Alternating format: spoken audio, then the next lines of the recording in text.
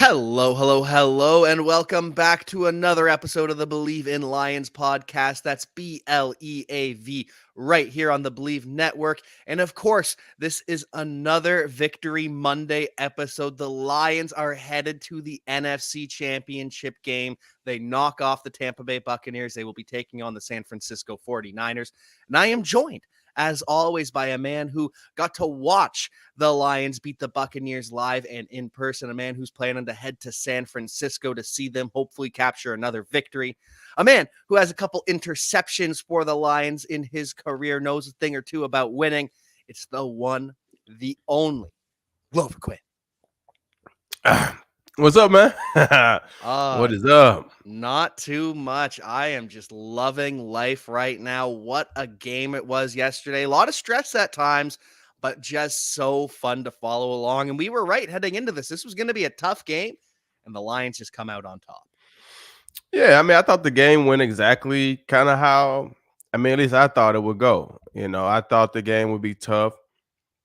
I think my final score predictions were somewhere in the 31-27 to 13-17 range. And, when the score was 10-10, and the Lions ended up getting a touchdown and made it 17-10.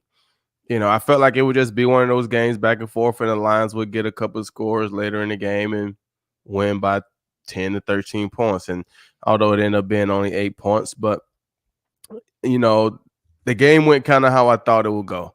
And the Lions end up being the better team. They got the win, and now they're moving on. They are. And it's just been such a long time coming for this. The first appearance in the NFC Championship since 1991, the second time they've ever appeared in the NFC Championship. And so, just as a player who has been there, who was there through some of the ups, some of the downs, both of the city of Detroit, the team, the Detroit Lions, just someone who's been there riding with the Lions through all of it. What does this mean to you, seeing the Lions head to the NFC Championship? I mean, it means a lot, man, because, sometimes it takes a while for certain things to come you know, to fruition. And I remember back in 2013 when I was a free agent, right? And I take a visit to Detroit.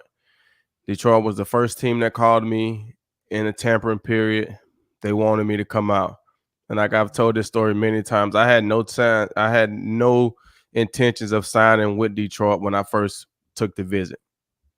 I got out there, and Martin Mayhew, the general manager, expressed to me how he wanted to change the culture in Detroit, and he wanted me to be a part of that. He wanted me to be one of the guys that helped change the culture for Detroit. And, things worked out.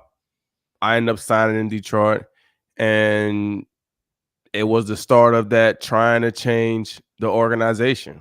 A lot of battles behind closed doors, meetings, things organizationally that we could have done better. And, me along with other guys that we had, leaders, just fighting for, hey, we could do this. We should be able to do this. We could do that. Trying to play well on the field, getting primetime games. We had guys like Calvin and Stafford and all those guys, right? And you're fighting to change the narrative of what people think about Detroit. And we make a couple playoffs, and we were never able to get out the first round. We had a couple winner take all championship game type games against Green Bay, and we were never able to get over that hump. Aaron Rodgers and Green Bay, they took us out every time, right? But I feel like we were showing what we were capable of, what the team was capable of. We were setting a new standard of like what the Lions could be. And then the organization took a little dip, and they quickly realized that they were going in the wrong direction. And I feel like that was because we had fought to show what the team could be. And to bring Dan Campbell in, someone that embodied what the city of Detroit is about: hard work, dedication, grit, toughness, and to build a team, and for them to get the team back to the level of where we were and then exceed that, right?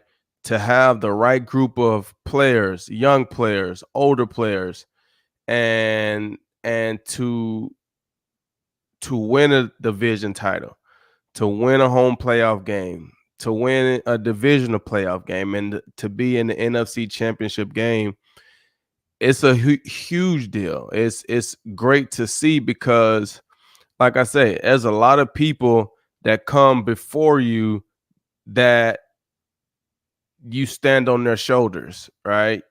To make ways for the next guys. And that's why the alumni, the older people, that's why we all celebrate, because no, we're not out there playing right now. We're not out there playing right now, but you understand some of the battles that you fought to help those guys be in a position to where they can be there. And like I said, you're not out there playing, but you still feel a part of it. And that's what it feels like to me. It feels great to see these guys, to see the city, to see the team doing really well, and to be at a stage that they've never been on in a long time.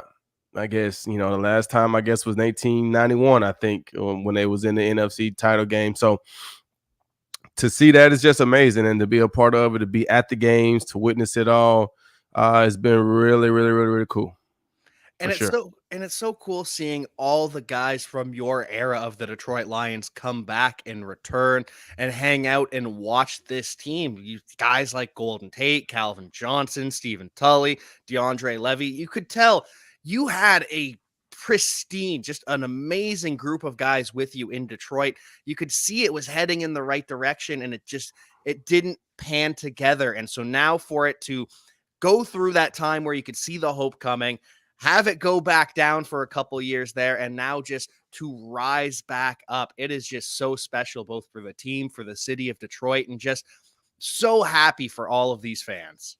Right, and like I say, I don't think that takes away any of your greatness, because I think fans, teams, people, they can see certain things. Right, there's a lot of great players that play basketball. They just played in the wrong era. They just played in the Jordan era, and they couldn't win, or they played in the LeBron era, and they couldn't get out the Eastern Conference because LeBron was there. Right, or Tom Brady was there. That doesn't mean Miami or the Jets, they never had top teams. They just couldn't get over Tom Brady. And I feel like we were one of those things. I mean, Aaron Rodgers is an all-time great quarterback, and it was just difficult for us to get over that hurdle, that hump, and secure a division title.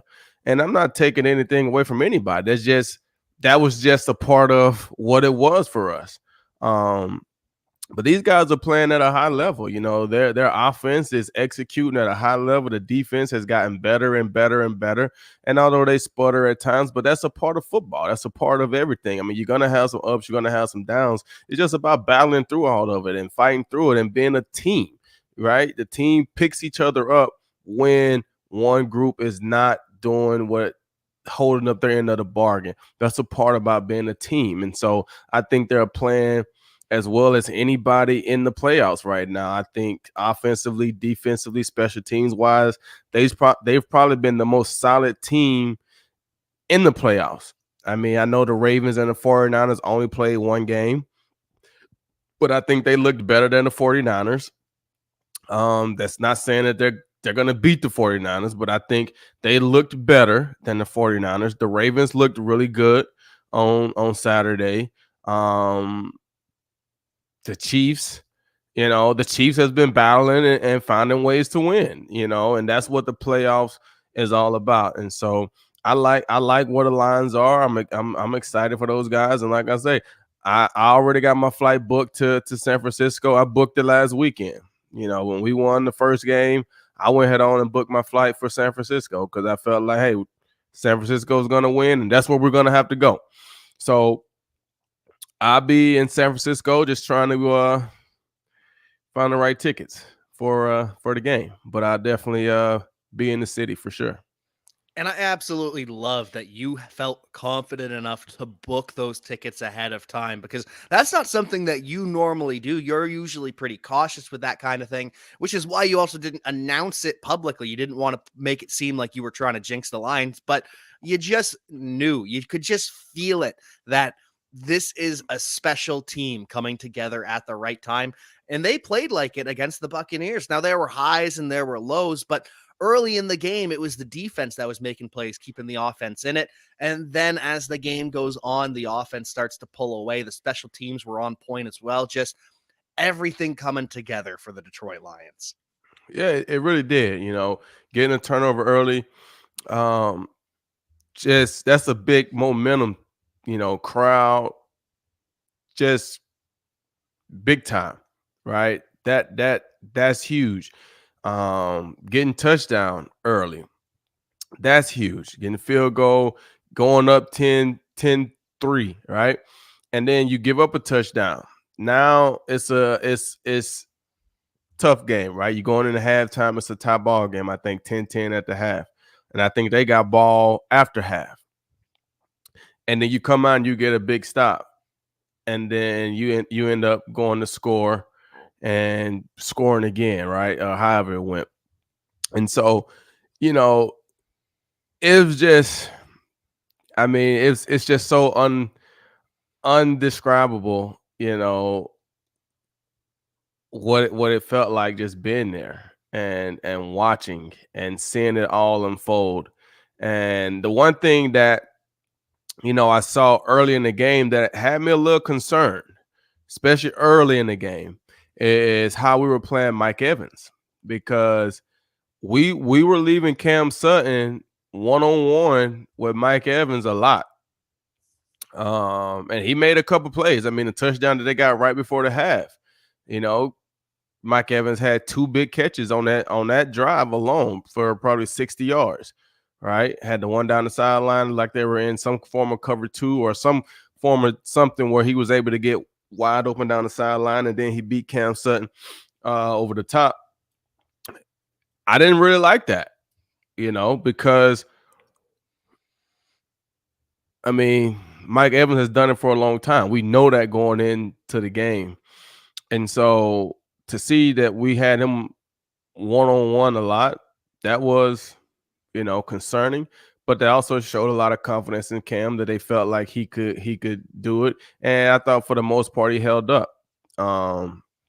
So I thought the secondary looked pretty solid. I thought Tampa's group of wide receivers were pretty good. They were riding high coming into the game.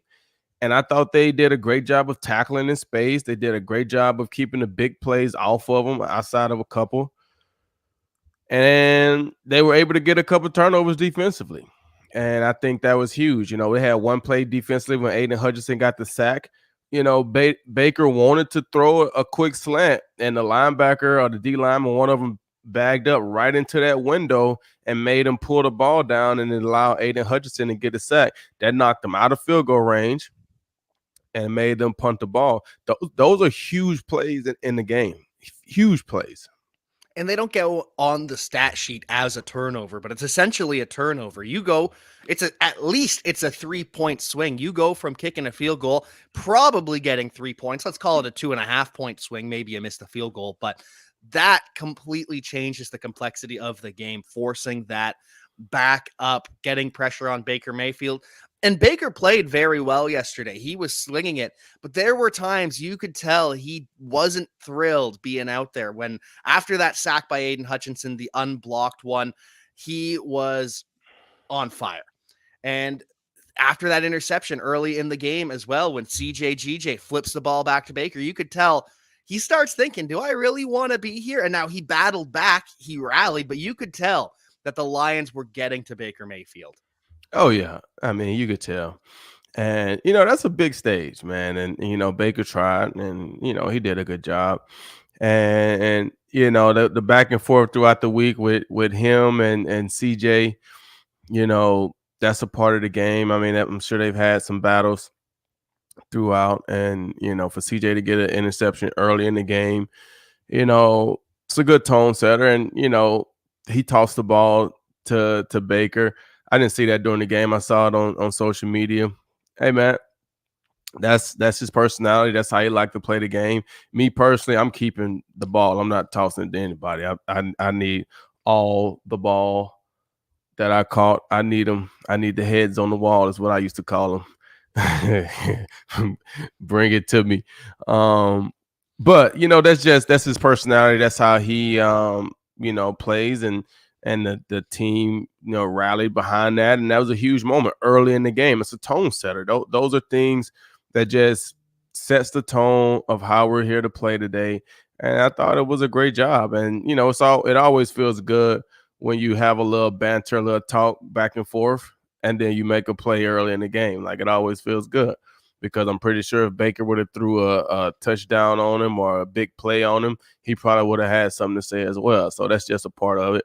It is what it is. I don't think there's any feud or anything there. I think I saw somewhere where CJ was like, "Oh yeah, I tossed you the ball. I need that back when you send me the jersey or whatever." So it's all respect. That's just a part of the game. That's exactly how I take it too. I like you. I didn't notice in the moment he flipped the ball to Baker Mayfield. I see that after, and I see Baker's face, and it's just like, ooh, that rattled him just a little bit. I'm all right with that, because it could go the other way. It could light a fire. If you do that to Patrick Mahomes, I think that lights a fire where he comes back, as we've seen him and Max Crosby battle over the years. But it just all worked out. It just all worked out for the Detroit Lions on offense, on defense. I was surprised at how well the Buccaneers ran the ball, and the fact that they didn't go back to it either. And I guess Rachaad White did get banged up, but he averaged over 6 yards per carry and only ran the ball 9 times. That feels like it could have been exploited a little bit more, and I'm glad they didn't. Right. I mean, that scared me because, like, we've had games earlier in the season, right? And I've said this, you can tell a lot about how the Lions are going to play, how they start the game. A lot of the games that we've lost this year, if you look at how we started the game, probably was a 3-and-out or something offensively, and we couldn't stop the run game. Baltimore won. They got the ball. They went right down the field, scored a touchdown. We couldn't score. They go right back down the field. Run. Like, so when we came out, our first 3 plays, I think we went 3-and-out on the first drive. I remember sitting in the suite with Tully and was like, we didn't like that drive. That wasn't good. And then, like you said, he come out and he breaks a couple runs, and it's like he's getting 7, 8, 10 yards. It's like, all right, guys, I don't like how we're starting out defensively, and I don't like how we started out offensively. And so we were able to overcome it and beat Tampa, but now you're playing against a team and a running back in Christian McCaffrey, somebody who Kyle Shanahan is gonna get the ball to. Right? He's gonna try to get the ball to him. The thing that the Lions have to hope for and hope that happens is that Kyle Shanahan gets in Kyle Shanahan's way. A lot of times that's what happened. Instead of him handing the ball off to Christian McCaffrey and picking up 8, 10 yards or whatever, he likes to throw it. He likes to be that guy that says that I'm the great play caller. And I'm familiar with Kyle Shanahan. I was in Houston with Kyle Shanahan. Kyle Shanahan was the offensive coordinator my rookie year, my first 2 years, I think, maybe, when I was in Houston. Kyle Shanahan was the offensive coordinator. Matt LaFleur, the head coach of the Packers, he was the quarterback's coach. Robert Saleh, the head coach for the Jets, was the linebacker quality control coach. D'Amico Ryans, who's the head coach for the Texans, was the middle linebacker. Like, all these guys were right there. All these guys, so I've seen Kyle Shanahan up close and impersonal, and that's just how he is. So we just got to hope that Kyle Shanahan get in his own way, and give us a few opportunities, because we know that they're going to try to be a physical team. They're going to try to, bully and show that they're tougher or whatever. But I think Detroit's ready for that. Yeah, the 49ers are a funny team because they do want to play bully ball, but then, like you said, they also want to get fancy with it. They want to dial up these perfect little play calls, get a guy Right. wide open. And so, how do you, A, prepare for that? And B, is there anything you can do to incentivize Kyle Shanahan to get in Kyle Shanahan's way, to start making those fancy play calls even when the running's going well, or is it just something that happens by keeping pace with them?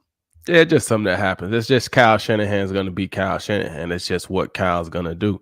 And he's been successful probably more times than not, but he will have those moments in the game where he's going to do that. To me, the biggest thing this whole week, and this is just my personal opinion, is going to be the health of Deebo Samuel. We saw throughout the week, throughout the season, right? The 49ers went on a 3-game losing streak, and Deebo Samuel was absent all 3 of those games. They are not the same team when Deebo Samuel is not there. So Deebo Samuel, the health that is reported, and how if he can go or if he can't go, that right there to me is a big deal for this game.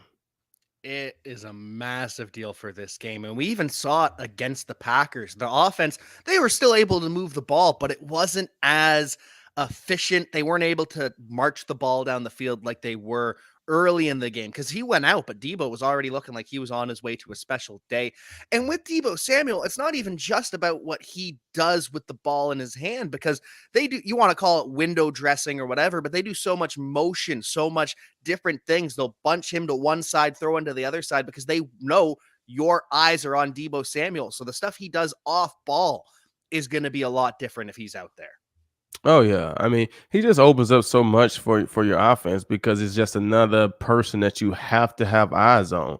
And so when you take him off the field, now you can put more eyes on a Christian McCaffrey. You can put more eyes on a George Kittle, right? But when Deebo was out there, now we got to make sure, okay, now we got to find out where's Christian, where's Deebo, where's George, who are they using here? And it just creates a lot of different things. And Deebo Samuel, who's a receiver, but he's also a running back playing wide receiver, you can throw him a quick screen pass and he has the run after catch ability to turn that into a 60-yard touchdown, right? And so when you take that type of weapon off of the field, that's huge.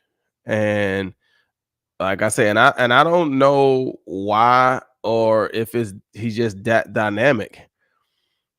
But I just feel like a player of that caliber for the 49ers, especially in today's game when opportunities are few anyway, why is he back there returning kicks? Because we can say what we want to say. I feel like that first return, he took a hit.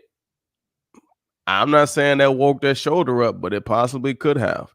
Because I think on the very next drive, he catches takes a hit, and then boom, he's out. Right? A guy of that magnitude, I don't know if I have him back there returning kicks. I just don't. But I'm not the 49ers. Put him back there. Put him back there. Let's get some free hits on him. And that's what we're going to be watching on the 49ers offensive side of the ball. Is Deebo going to play? Because that completely changes this offense. It's still a good offense without Deebo, but it's a great offense with Deebo. And then on the defensive side of the ball, very similar to the Tampa Bay Buccaneers, where they've got these linebackers that kind of dictate the defense. And the 49ers also have a fierce pass rush too, but Fred Warner making plays like Levante David. And we talked about this before the Bucs game too. Could the Lions make plays on the linebackers in the run game and as a receiver? Well, Sam Laporta, 9 receptions for 65 yards this time, only 2 incompletions when throwing to Sam Laporta. And David Montgomery didn't have a big game. He had 47 yards, but Jahmyr Gibbs went off 114 yards from scrimmage, 8.2 yards per carry. That is going to be tough to do against the 49ers, but it's a good start at the very least. Oh, yeah. That one touchdown run Jahmyr Gibbs had was an incredible run. Me and Tully was sitting there talking before that play. It was like, man, he's a tough guy to tackle, especially in space. And some of these linebackers are getting caught one-on-one situations. and he's just hard to bring down. And a couple of plays later, he makes a cut and he's one on one with the safety in open space. And it's just not a lot that the safety can do in that situation. He makes the cut before you even get close enough to tackle him, and he just outruns you to the end zone. I mean, that's just really, a special player. And so I think for the Lions, that type of run, and I've always felt this way about Jameer. A lot of times when you see a speed guy, you feel like you want to beat teams to the edge.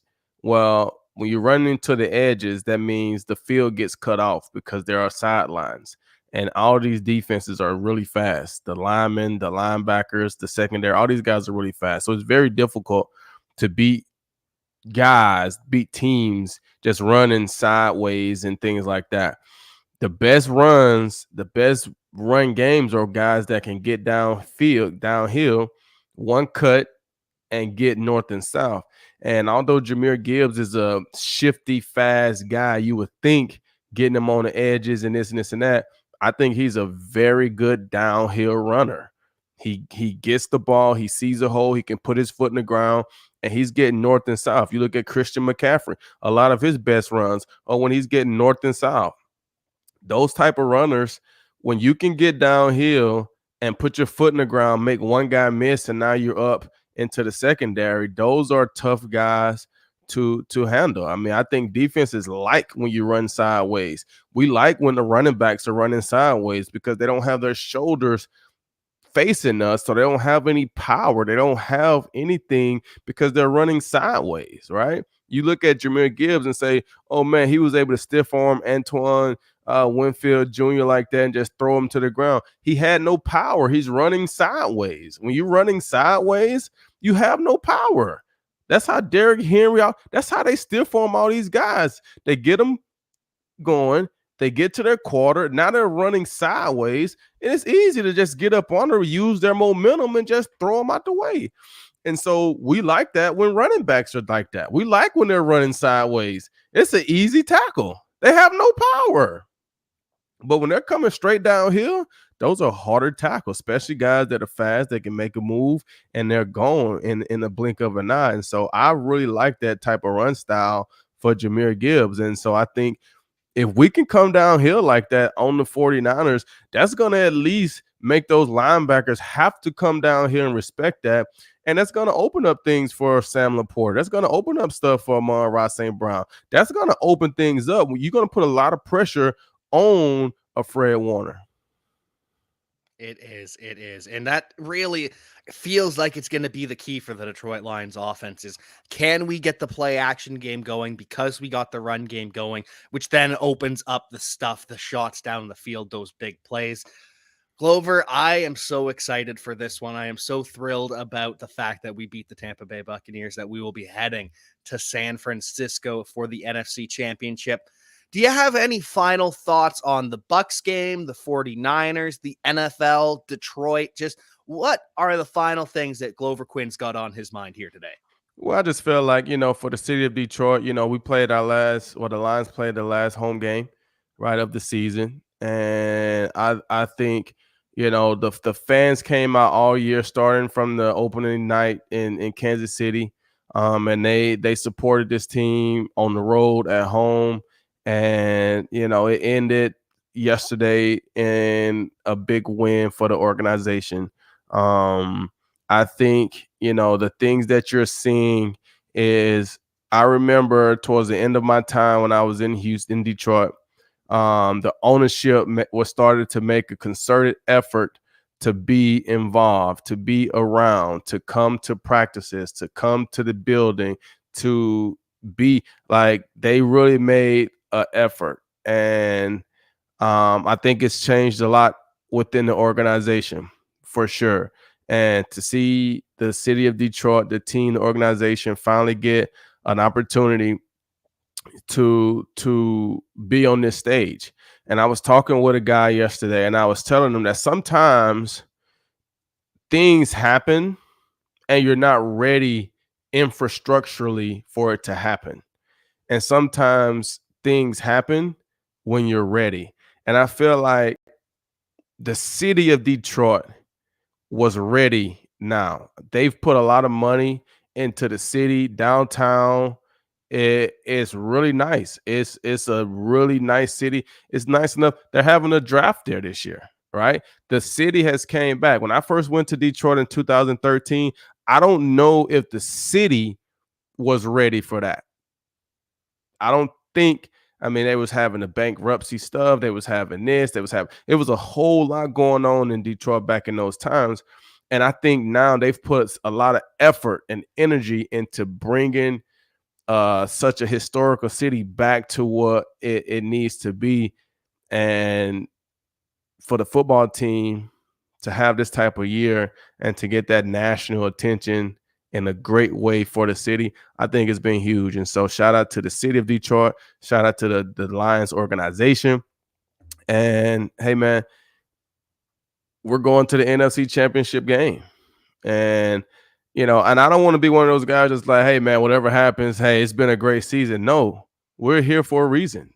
You're here. You deserve to win the game. You didn't fall here by accident.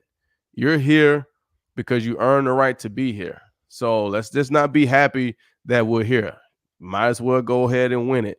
If we're gonna be here, go win it. And so let's have a great week, have a great work week, rest up, and get yourself ready for a fun weekend of football. And that's exactly it. We, as in the Detroit Lions, are not here by accident. Everything has been leading up to this moment, and it is just such a great time to be a Lions fan. We will be back to cover all things Detroit Lions, preview this matchup with the San Francisco 49ers. But until then, we will see you next time. Peace. Awesome. And Believe wants us to just do a little 2-minute video at the end like normal. Is that all right? Yep. Meant to ask that at the beginning, so sorry about that, but all right. Let's get us going. Thanks, Courtney. Glover, the Lions are headed to the NFC Championship. It is a great time to be a Detroit Lions fan. As a former player, what does this mean to you heading to San Francisco in the NFC Championship? Man, it means a lot. You know what I'm saying? It means a lot to know that you've been a part of the organization. You've been in that meeting room, you've been on that field, you've tried to set a standard that has been upheld for years, and to see it finally come to the top, and that organization can be in this point where they can get home playoff games and win those games and move on to the NFC Championship game, only one game away from the ultimate game of the Super Bowl. It feels great to know that you're a part of the organization, and it feels great to see those guys really excelling right now. And your generation of the Detroit Lions really set the stage for this. We had some down years after that, only to soar back up with Dan Campbell. Great time to be a Detroit Lions fan. What are you going to be looking for in this matchup with the San Francisco 49ers? Well, I think the first thing I'm looking for is to see the health of Deebo Samuel. I think the 49ers offense is their team. I feel like their team is a much different team when Deebo Samuel is out there. I feel like they're not the same when he's absent. So that's going to be the biggest thing that I'm keeping my eyes on right now. But as always, the same as I said last week, the Lions need to focus on the Lions. They need to focus on their preparation and being the best that they can be.